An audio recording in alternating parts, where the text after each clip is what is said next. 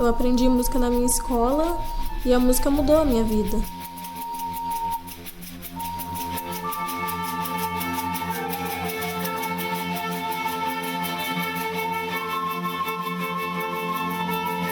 A música, eu a considero, em princípio, como um indispensável alimento da alma humana. Por conseguinte, um elemento e fator imprescindível para a educação da juventude. Heitor Villa-Lobos, compositor, maestro e educador. Nascido no Rio de Janeiro em 1887.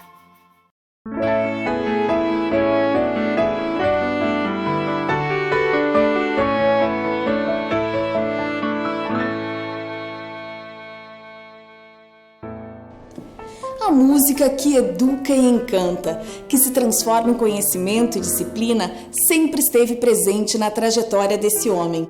Às vezes tão admirado, às vezes incompreendido ou contestado. Heitor Villa-Lobos, um artista e educador que ouviu e interpretou o som do nosso país.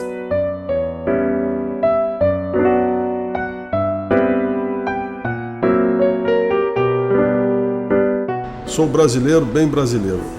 Na minha música deixo cantar os rios e os mares desse grande Brasil. Não ponho freios na exuberância tropical das nossas florestas e nossos céus, que transponho instintivamente para tudo que escrevo. Por que essa frase é tão importante? Porque o Brasil é um país sonoro, tremendamente sonoro, entende? O nosso país é um pouquinho mais sonoro que os outros países, porque tem muita árvore, tem muito pássaro, tem sempre algum pássaro cantando em algum lugar. Você não consegue chegar num lugar no Brasil onde tem aquele silêncio sepulcral que às vezes acontece nos países que tem inverno pesado.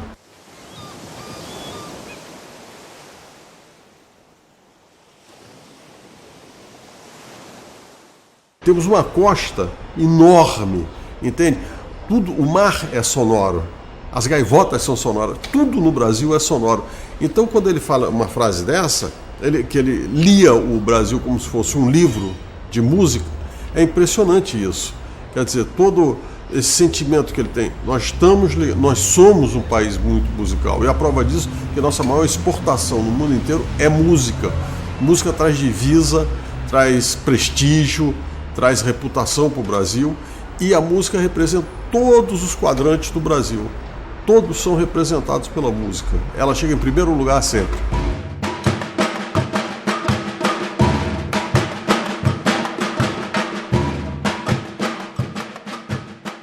Mas quem era esse homem que, muito mais do que ouvia, sentia os sons do Brasil? O Villa-Lobos era filho de um músico amador, embora um músico muito preciso, segundo o próprio Villa-Lobos recorda depois e fala, né? O pai do Villa-Lobos trabalhava na Biblioteca Nacional, mas era um bibliotecário que era também violoncelista, né? E aparentemente um músico muito exigente. E ele nota, quando o Villa-Lobos ainda é muito pequeno, que entre os vários filhos dele, o Villa-Lobos era o que tinha maior talento musical. E de uma certa maneira ele investe no Villa-Lobos. O Villa-Lobos conta que o pai era extremamente rigoroso com ele no sentido do treinamento musical e que chegou a adaptar uma viola. A viola é um instrumento da família dos violinos, é como se fosse um violino um pouco maior, né? Não é um violoncelo é bem maior. E ele queria ensinar violoncelo para o filho, ele adaptou uma viola, botou um espigão, aquele metal aqui embaixo, para que o Villa-Lobos, muito pequeno, começasse a tocar violoncelo, como ele.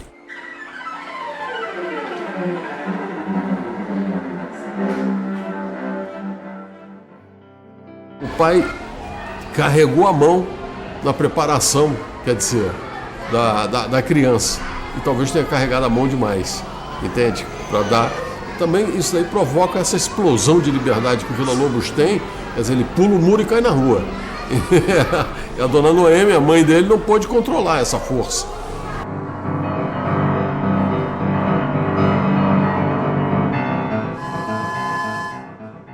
Diz que o pai forçava ele, quando ouvia um barulho na rua, a dizer que nota era aquela.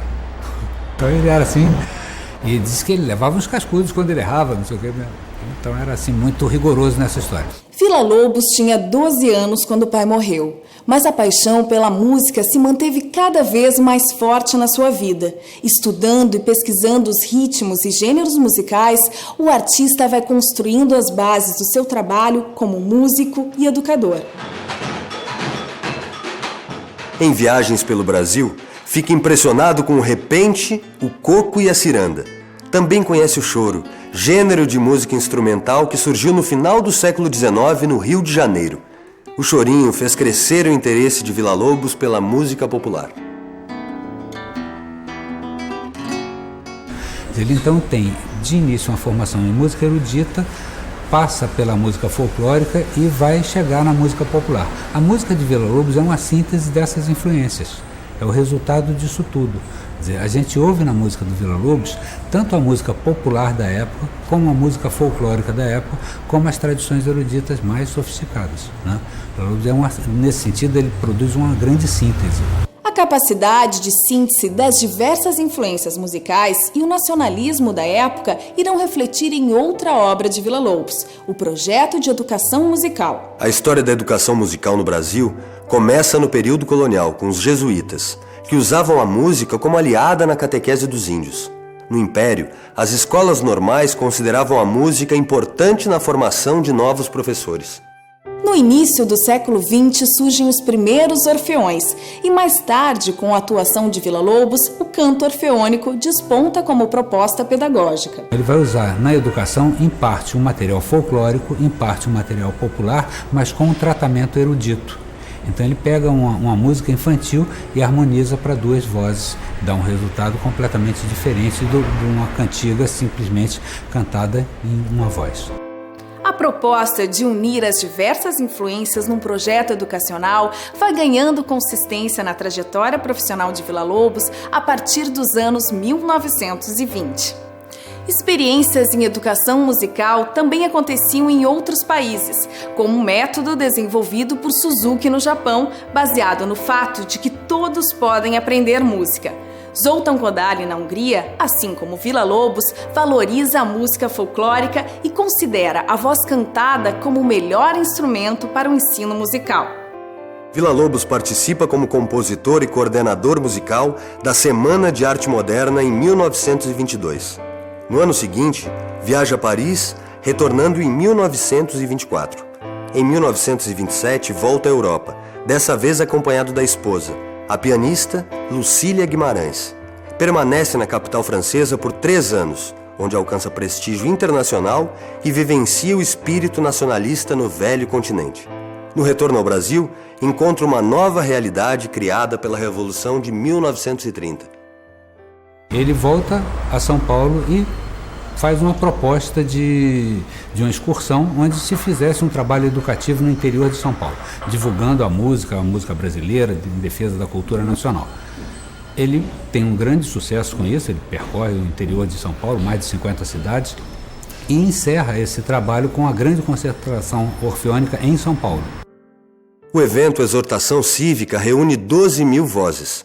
É um exemplo prático do projeto educacional que ele apresenta à Secretaria de Educação do Estado de São Paulo. O projeto tem 2 elementos principais, o guia prático e o canto orfeônico. E a ideia do canto orfeônico, que Villa-Lobos tanto divulgou, ele vem de um projeto que já acontecia na Europa no século XIX, remetendo a uma palavra, que é a palavra orfeão, que é uma palavra que vem do grego, orfeon, e que significava o coro, as pessoas se juntando, né, se agrupando para fazer não necessariamente música, mas também para participar ativamente da vida política, vida social. E essa ideia do orfeon, ou seja, das pessoas se agruparem, mas para fazer música, é que trouxe então para a área de educação musical a palavra canto orfeônico. E o Villa-Lobos partia do princípio que você não pode aprender música, você não pode escrever música antes de fazer música. Então, por isso ele achava muito importante que as pessoas cantassem. Não só cantassem o hinário brasileiro, mas todo o folclore brasileiro, as canções populares brasileiras. No caso do canto orfeônico, nós temos muitos repertórios, muitas canções que foram escritas para 2 vozes, que foram escritas para uma voz, em um acompanhamento percussivo.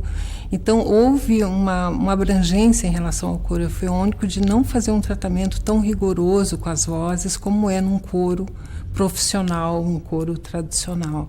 Essa, para mim, seria a grande diferença, né? O tratamento das vozes e a produção de um repertório, né, para essas vozes cantantes.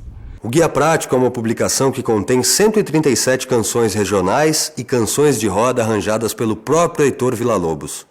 Uma nova edição foi lançada pela Academia Brasileira de Música. O Guia Prático continua sendo utilizado como material didático. Então ele fez o Guia Prático, que é essa reunião, entende? Essa reunião de canções, de folclore, de tudo que tem de rico na nossa herança, não só de Portugal, mas da África, da Europa toda em geral. E ele transmitiu isso de maneira que, até hoje, um professor que queira pode fazer arranjos, pode fazer orquestrações, pode fazer o coral, pode fazer o que ele quiser com esse material. Ele fez uma coisa aberta. Ele fez o Guia Prático não é um métodozinho, faça, cante, aprenda música desse jeito. Não, é um guia prático, ele chamou de guia prático justamente que são princípios.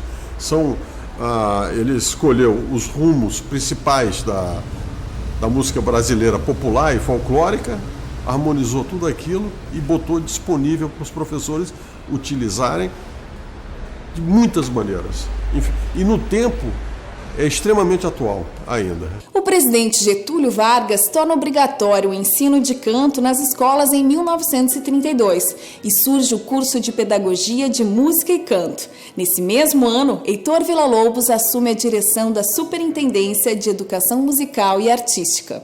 Villa-Lobos vem para o Rio e acaba sendo convidado por Anísio Teixeira, que era o secretário de Educação na época, do Distrito Federal, a organizar um trabalho de educação musical. E aí o Villa-Lobos começa a organizar um projeto que é um projeto diferente do que ele tinha feito em São Paulo.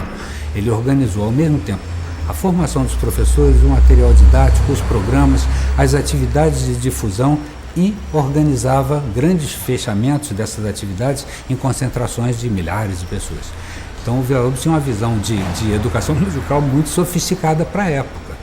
Ainda em 1932, Villa-Lobos cria o Curso de Orientação do Ensino de Música e Canto Orfeônico para formar professores em regência, técnica vocal, ritmo, história da música, folclore e etnografia.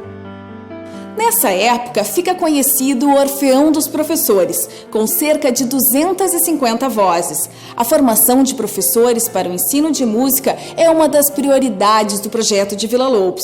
Tanto que em 1942 é criado o Conservatório Nacional de Canto Orfeônico, com o objetivo de proporcionar alto nível de conhecimento a professores de educação musical. Villa-Lobos dirigiu o conservatório até 1959. Foi meu professor na universidade. Com ele, eu aprendi tudo sobre o canto orfeônico, que era uma especialização diretamente ligada ao ensino nas escolas. E havia uma particularidade: só a voz era usada, não havia acompanhamento espécie alguma. Então o coral era a capela. Villa-Lobos consegue reunir 40 mil estudantes cantores em um concerto no estádio de futebol do Clube Vasco da Gama, no Rio de Janeiro, nos anos de 1940. Mesmo com a projeção alcançada pelo canto orfeônico, ele recebe críticas. Muitos viam no trabalho pedagógico uma motivação mais política do que educacional. Bom, localizar o Villa-Lobos em relação a Vargas talvez seja assim dos maiores desafios de quem analisa a obra de Villa-Lobos, a obra pedagógica, né? Por quê? Porque o Villa-Lobos ele tinha um discurso que era um discurso da época, um discurso de construção da nacionalidade através da cultura, né? Através da educação. E as artes para o Villa-Lobos tinham um papel enorme. Ele achava que ele tinha um chamamento, ele tinha um destino de educador, então que ele precisava contribuir para a transformação da cultura brasileira no sentido da elevação do nível geral da música no Brasil. Quando o Villa-Lobos faz esse discurso, ele faz esse discurso num período em que no Brasil tudo confluía para uma certa discussão sobre nacionalismo, consolidação do país, desenvolvimento, crescimento e tal. Esse discurso estava sendo incorporado por Vargas. Aparentemente, o Villa-Lobos fez o que ele achava que era conveniente para ele como compositor e como educador. Sabe que o projeto dele era mais importante do que outras contingências políticas. Se ele tinha consciência de que era usado, provavelmente sim. Em 1945, Heitor Villa-Lobos funda a Academia Brasileira de Música e é seu primeiro presidente. A partir desse ano, começa a realizar viagens à Europa e aos Estados Unidos. Esse trabalho de composição do Villa-Lobos, ele fica, não se apaga durante o período em que o Villa-Lobos está se dedicando ao canto orfeônico. Mas ele, de uma certa forma, pelo menos divide o esforço do Villa-Lobos. A partir de 45, há um investimento muito maior no trabalho de composição e de regência do que no trabalho de educação. Então, nesse sentido, quando o Villa-Lobos sai do Brasil ou começa a realizar viagens mais sistemáticas, o que ele está fazendo é a divulgação da obra dele como compositor. E isso ele faz, inclusive, como compositor, naturalmente, mas como regente. E ele vai se dedicar a um trabalho que ele estava mais ou menos dividido. Ele não estava se dedicando com essa intensidade ao trabalho de composição e regência num período em que ele está muito preocupado em montar um projeto pedagógico, um projeto educativo. Villa-Lobos morre em 17 de novembro de 1959. No ano seguinte, é criado por Arminda Villa-Lobos, a segunda esposa do maestro, o Museu Villa-Lobos, no Rio de Janeiro.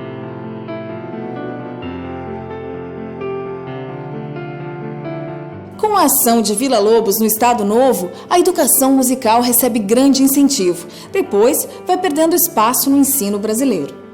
Em 1971, com a chamada polivalência da educação artística, que trata de todas as artes ao mesmo tempo, o ensino de música vai desaparecendo. Formar professores para ensinar música é considerado mais complexo do que para outras artes. 25 anos mais tarde, as artes coletivas passam a ganhar espaço nos currículos escolares, mas de forma optativa.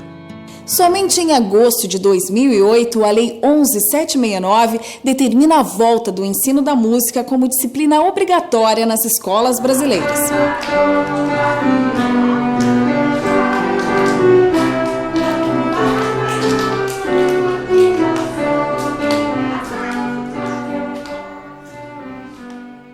Bom, o ensino da música ele é importante porque ele favorece o desenvolvimento cognitivo das crianças, o desenvolvimento afetivo e também psicomotor. É importante que a música faça parte desde os primeiros anos da escolaridade da criança, que ela tenha essa oportunidade de se manifestar, de se envolver ativamente com a música e não só como ouvinte. E por isso eu acho o ensino musical extremamente importante. Ele dá à criança uma noção de convívio, uma noção de espaço, uma noção de história.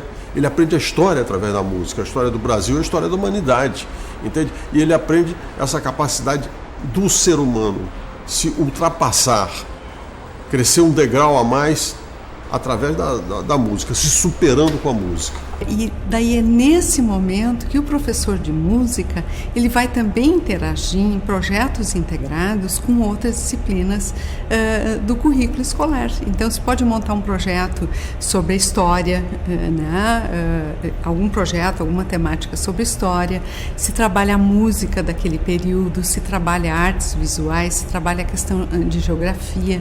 Então a música não é algo para ser excluído da escola, colocar em alguma coisa periférica, ela é parte da formação, porque ela, como linguagem, ela é única.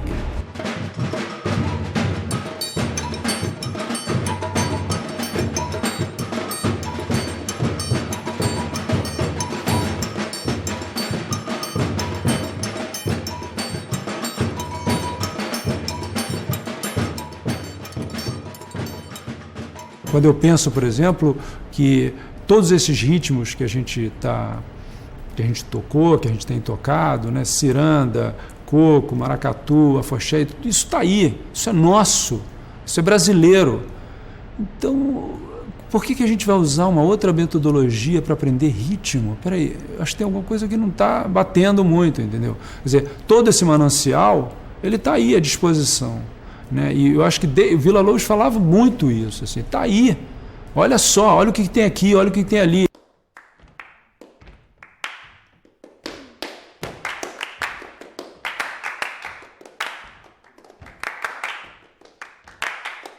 E hoje existem estudos mostrando que a atividade cerebral ela é diferenciada de uma pessoa que estuda violino de uma pessoa que estuda piano. Então são esses avanços científicos que nos ajudam a mostrar claramente e trabalhar com toda a questão de defesa da educação musical, o quanto a música contribui para o desenvolvimento cognitivo da criança e até auxiliando, né, em estudos da matemática e como ela se relaciona com o mundo, o estudo do idioma também. O principal de uma educação musical contemporânea é que ela não pode mais se centrar só no canto, como foi o modelo da década de 30 e 40. Hoje nós sabemos que podemos educar musicalmente as pessoas com instrumentos, o próprio corpo pode se tornar um instrumento musical, a apreciação musical, formar plateias para concertos, seja da música erudita, de rock. Então, a educação musical hoje ela tem que lidar com todas as possibilidades que a gente tem de fazer e ouvir música, inclusive compor, criar música, que também a educação musical se dedica a esse tema. Antes do aluno ser atrapalhado com regras, deve familiarizar-se com os sons, dizia Vila Lobos. A prática é a seguinte: cada aluno é diferente do outro. E eu sempre respeitei muito a personalidade de cada um. Então, dentro de uma sala de aula, há diferenças. E a gente tem que respeitar essas diferenças. Ou seja, de comportamento, de voz, de atitudes, né? Mas o que acontece é que a aula de música, ela visa justamente o trabalho de conjunto. Interessa mais o conjunto do que tudo. Nós precisamos educar crianças que sejam capazes de sair e continuar o seu aprendizado.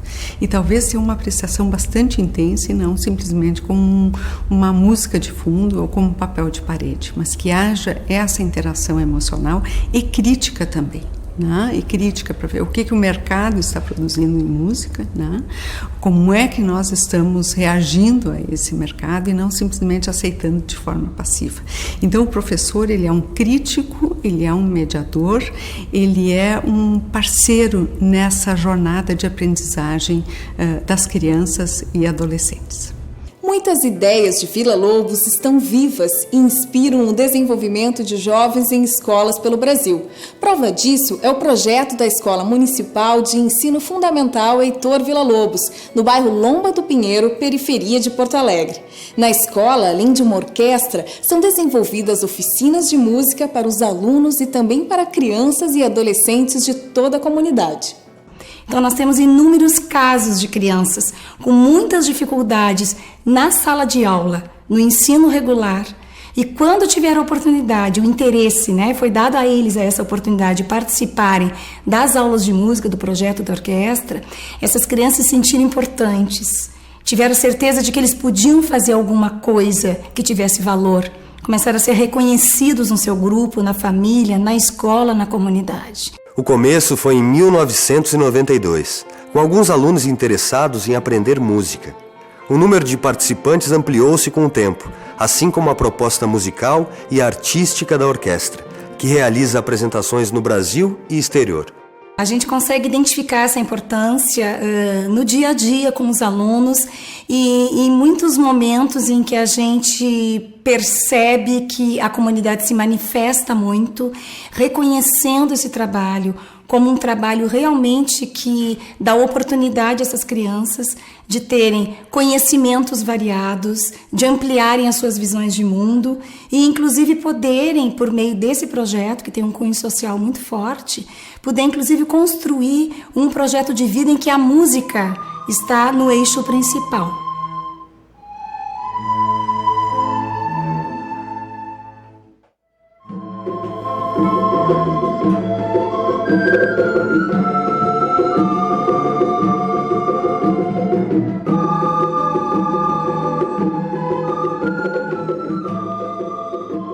Todos os nossos concertos a gente abre com Heitor Villa-Lobos. Ele está sempre presente.